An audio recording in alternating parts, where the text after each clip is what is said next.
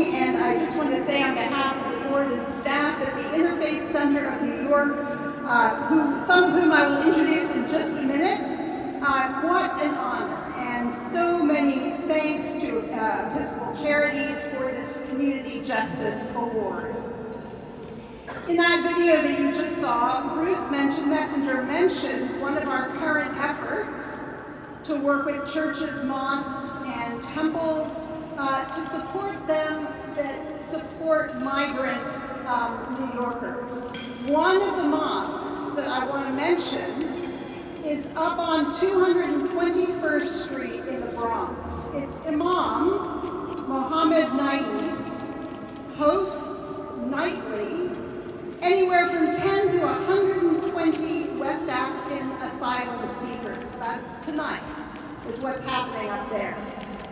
They are mostly from Senegal, and the Imam is known both in Senegal and also right here in New York City, and also at Border Control in Texas, who call him several times a day. They want to know if such and such person can be released from detention on the border and directed up to his address in the Bronx. Imam Nais always says yes. He always says yes.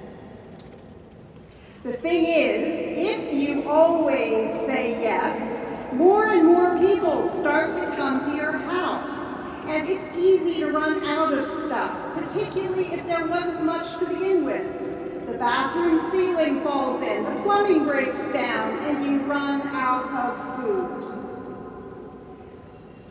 The great thing, though, about interfaith work is that you are rarely alone when you embark on an idea like this one.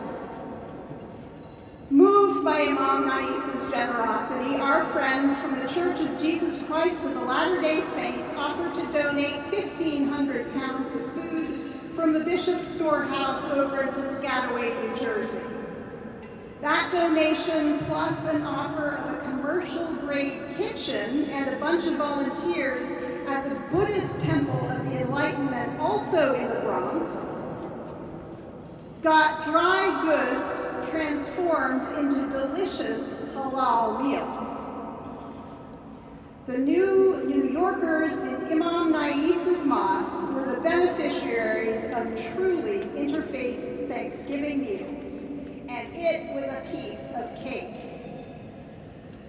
So, who does all this work? Well, I would ask that the interfaith table rise at this point.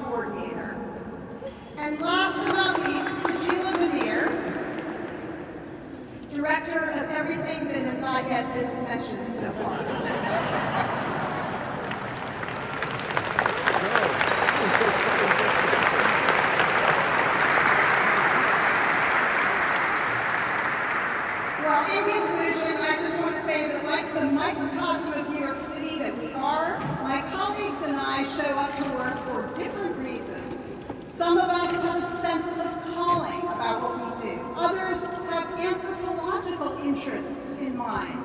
And still others come to the God box or log on to Zoom because they're the never-a-dull moment aspect of interfaith work. For me, however, over 15 years, this work has become something of a vocation, and one which somewhere between the annual audits and the gala thank you notes offers me a genuine glimpse of the reign of God. So thank you, Episcopal Charities.